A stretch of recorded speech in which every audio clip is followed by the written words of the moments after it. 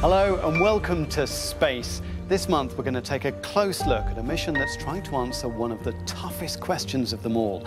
Is there or has there ever been life on Mars? But first, let's have a look at some other news from the universe this month.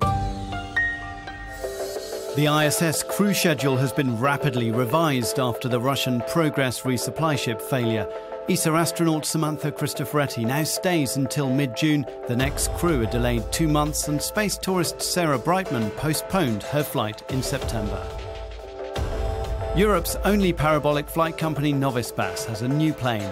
The ex-German Air Force Airbus A310 will run regular flights from Bordeaux, allowing scientists to experiment in a weightless environment.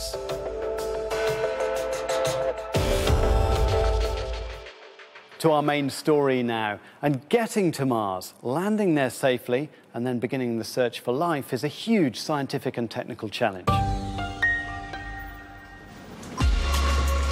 Maurizio Capuano and Richard Bessudo are counting down to the launch of the world's biggest ever mission to the Red Planet.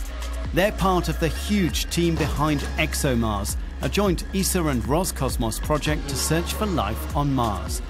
And the first spacecraft is almost ready.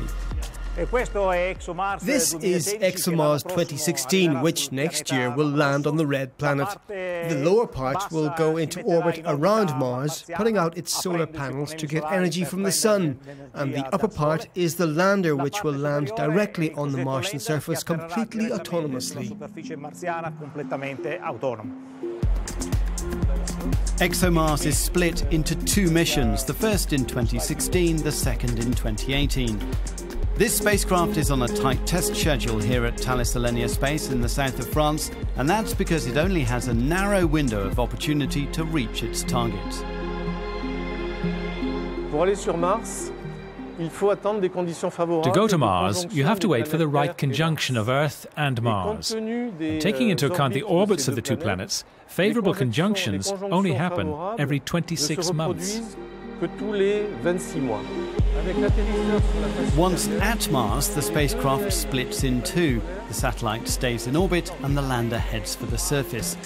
ESA hopes this test capsule will perform Europe's first ever controlled landing on Mars.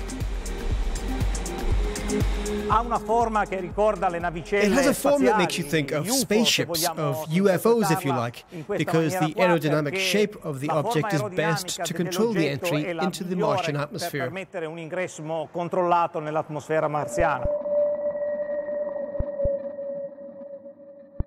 ExoMars 2016 will send back crucial information. Firstly, it will show how the lander performed.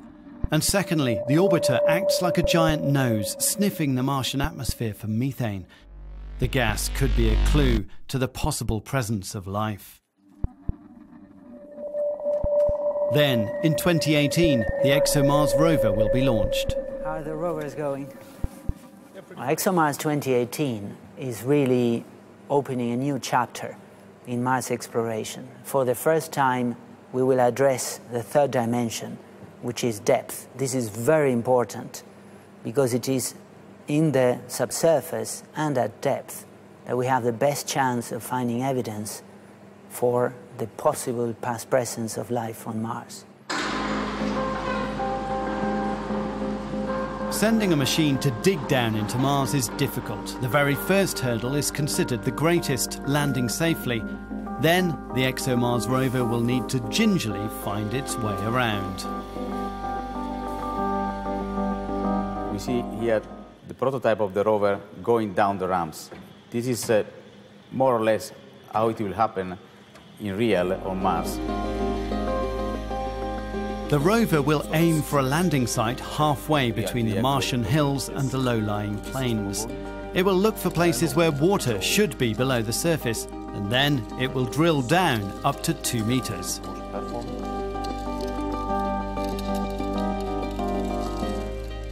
The drill speed is quite low when you compare to the drill that you use at home, you say for homework. We have only the drill is operating with 50-60 watts, so it's the power that you use for a bulb lamp normally. and it's capable to do a great job because to dig a hole down to 2 meters and get a sample. NASA's Curiosity rover has confirmed the habitability of Mars, so ExoMars will search for fossilized evidence of microbes and hunt for traces of organic molecules. The microbes themselves would be too small to see. Their size is in the order of 1 to a few microns. So you would need a big fat microscope to be able to see them, something we don't have on our missions. But colonies of organisms can affect the deposition of rocks, and that we will be able to see. The other type of biosignature is organic molecules. And here you have to think of them as the Lego bricks of cells. The ExoMars rover can also spot any present-day life on Mars, hidden beneath the surface away from harmful radiation. But is that possible? Do the ExoMars experts really think there's life on Mars? It's, of course, a $100 million question. I'm convinced that there has been life on Mars. I think it's quite likely that there is life on Mars. Personally, I don't think there's life on Mars, but that's my personal opinion. It's really nice. I think there is a reasonable chance that there may be some pockets of life deep in the subsurface.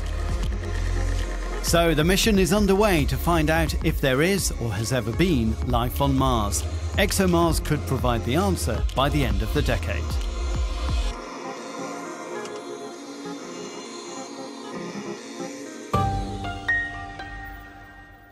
To Cologne now, and our regular update from the Astronaut Academy, where we asked Andreas how you prepare psychologically to go to space. 0.06, range rate, target is moving. What do astronauts worry about? I mean, everything from the big to the small. While you are in space, you have a lot of different pressure coming on your shoulders. The first one, I would say, is the schedule. It's very tight. Our greatest pressure on us is that the science and technology experiments that we perform are performed successfully. The second one is the risk. You are in an extreme environment. If anything goes wrong, it goes really wrong. We really spend a lot of time almost memorizing what we're supposed to do in the event of an emergency. But we also worry about calling our family, talking to our friends. Everybody will have ups and downs during this long-duration flight, but as a crew, it will not be at the same time, and the crew together can make it. That's it for now. Next month, we'll have a look at the latest in rocket technology. See you then.